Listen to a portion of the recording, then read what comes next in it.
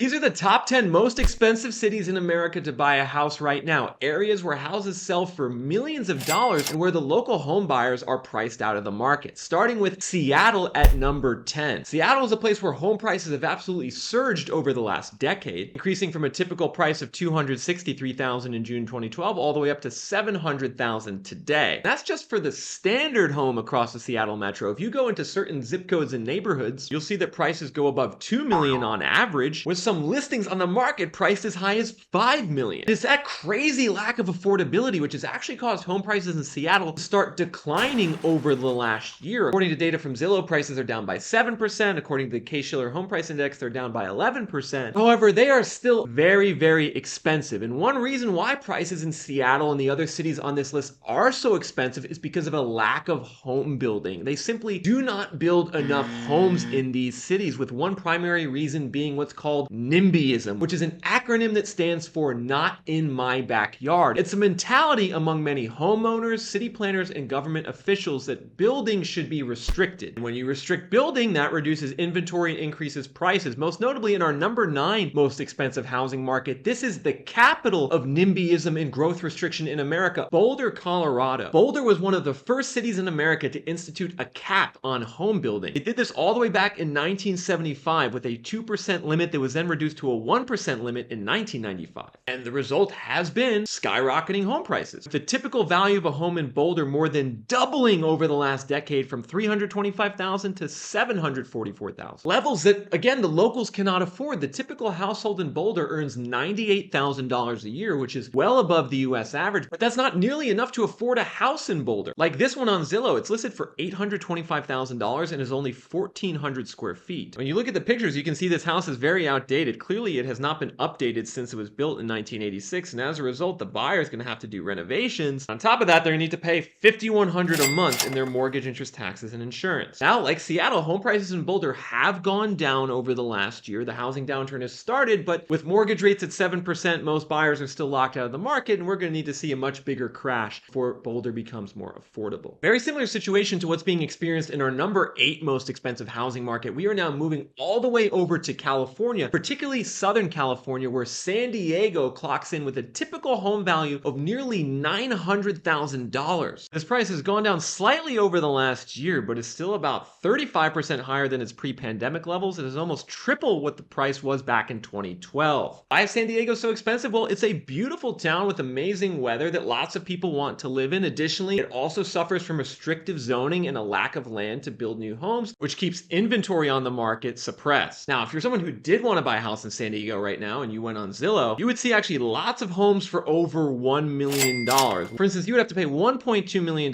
for this 2-bed, 1-bath, which is less than 1,000 square feet. It's basically a glorified apartment where your mortgage and tax costs would be nearly $8,000 a month. I mean, think about that, folks. $8,000 a month to buy a small little rinky-dink house in San Diego. That's something that the local buyers definitely can't afford because the median income in the San Diego metro is $94,000 per year, meaning that lots of the people who are buying homes in San Diego today don't live there. In particular, there's lots of Airbnb operators in San Diego who have purchased homes over the last couple years and pushed prices up, which is causing an alarming rise in what I call shadow inventory on the market over the last decade, which is the percentage of houses that are seasonally vacant and or owned by absentee owners. And as we get further onto this list of the most expensive houses, you guys will see that lots of them have shadow inventory. They're dominated by wealthy people who bought up second and third homes as well as investment properties who either rent them out or oftentimes keep them vacant. In some of the cities on this list, as much as 50% of the homes are seasonally vacant, which is a huge issue for regular home buyers. Now, interestingly, in most of the cities on this list as well, home prices have started to go down over the last year due to a reduction in these wealthy home buyers purchasing. And I think personally, we could see home prices continue to decline in many of these cities over the next couple of years due to the economic slowdown combined with higher interest and mortgage rates. One such market where this decline could continue to hit is our number 7 most expensive area to buy a house, Los Angeles. Los Angeles is the largest metro area on this list by far, and it has some of the most expensive prices, with the typical home value according to Zillow registering $893,000 across LA County and Orange County. Now, what's wild about that typical home value of nearly $900,000 is that it's over 10 times the median household income in the area with a value to income ratio of 10.2,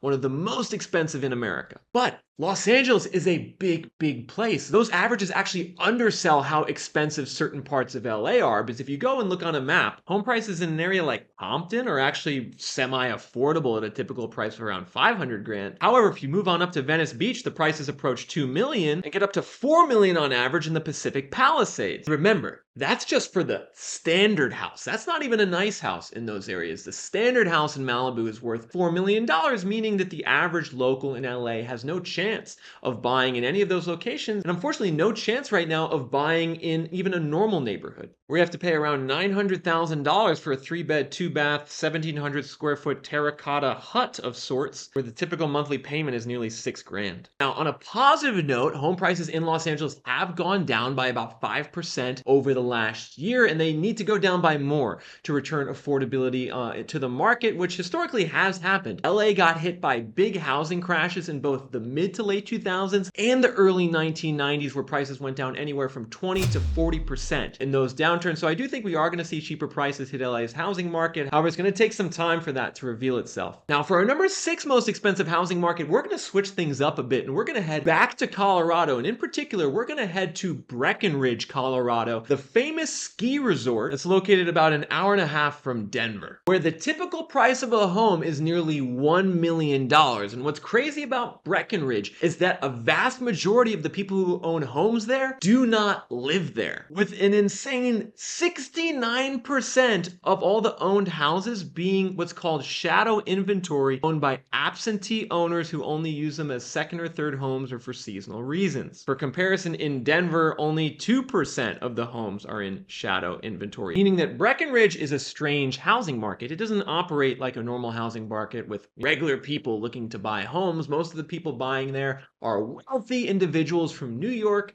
and California who come and enjoy the ski season in the winter, and often the only homes that really do get listed onto the market are ski lodge mansions worth nearly $5 million. Now, on a positive note, home values in Breckenridge have gone down over the last year by around 11%. However, that's still way too high for the average local to afford a home, and it's likely that even if prices go down by more, Breckenridge will stay as a playground for the rich and famous who are looking to buy second homes. With a similar situation taking place in our number 5 most expensive housing market in America, this is an area where home prices have more than doubled over the last 5 years alone. Where is this location? Well, it's in Florida, specifically Key West, Florida, down on the southern tip. Now, here's what's crazy about Key West. The local household earns only about $78,000 a year. However, despite that, the typical house, according to Zillow, is worth over $1 million, a price which has doubled over the last half decade. Lots of wealthy New Yorkers have fled down to Key West over the last couple of years and bought second and third homes. Some are even making it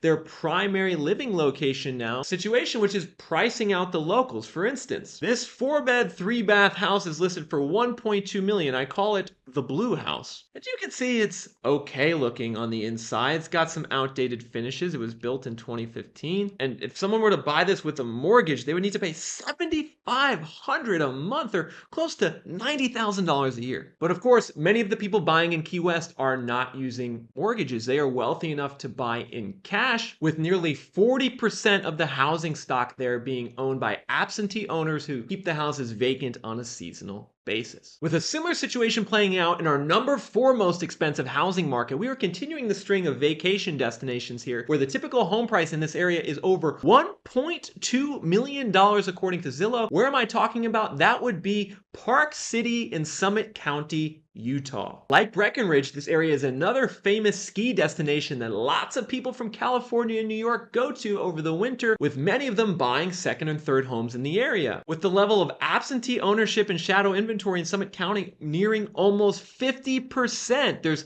21,000 owned homes, with 10,000 of them being vacant. Compare that to only 1% in Salt Lake County to the west. And Park City in Summit County, Utah, this is another area where the prices have absolutely exploded over the last decade. Back in 2014, the typical home only cost about $412,000. Now it costs over $1 million, which is down about 10% over the last year. However, it's still way too high for locals to afford. If you actually go on Zillow and look in this area right now, you would see that most of the listings are in the millions of dollars. We got mega mansions and ski resorts selling for $3 to $5 million across this area. Now, the locals here in Utah, they actually earn a pretty good income. The median household income is $124,000, which is one of the highest for any county in the US. But you can see the typical home value of $1.2 million is nearly 10 times that amount, making it an extremely expensive housing market. But I think we need to draw a distinction at this point before we get into the top 3 most expensive cities. And that's the difference between a vacation destination with a lot of wealthy second homeowners versus a city that normal people actually live in. Because I don't think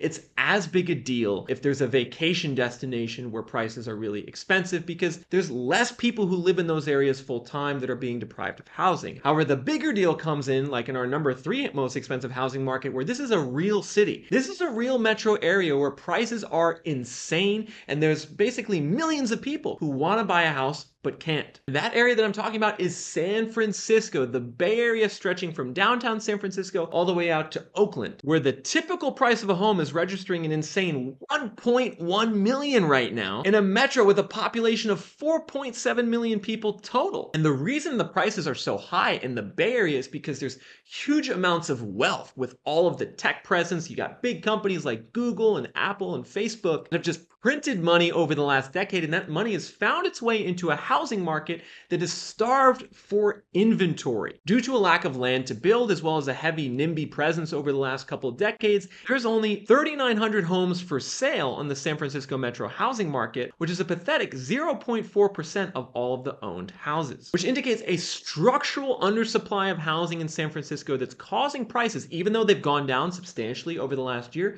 to remain expensive. Like on this listing in urban San Francisco, it's a condo for $1.2 million. It's actually priced about 10% below the Zillow value estimate, and it actually hasn't gone up in value over the last 5 years. However, the estimated monthly payment is still nearly $8,000 a month, which is a lot to pay to live in a city that's beset by issues with crime and quality of life concerns, which suggests to me that we're actually going to see home prices go down in San Francisco for a while. These initial 10 to 20% year-over-year declines are likely the start of a multi-year housing downturn that's going to return some affordability to the market, but will still leave prices very expensive compared to the rest of America. And speaking of the rest of America, there's one clear geographic trend that I think you guys might have started to notice about where home prices are most expensive. Because when we look on REVENTURE app, we can see that it's the metros in red on the west coast of America that have the highest prices. If you draw a line throughout the middle of America and go west, that's where the expensive real estate is, whereas housing is much cheaper and, dare I say, actually affordable in a lot of middle parts of America in these areas in blue. But one area where housing is not affordable is our number 2 most expensive housing market. And for this one, we are going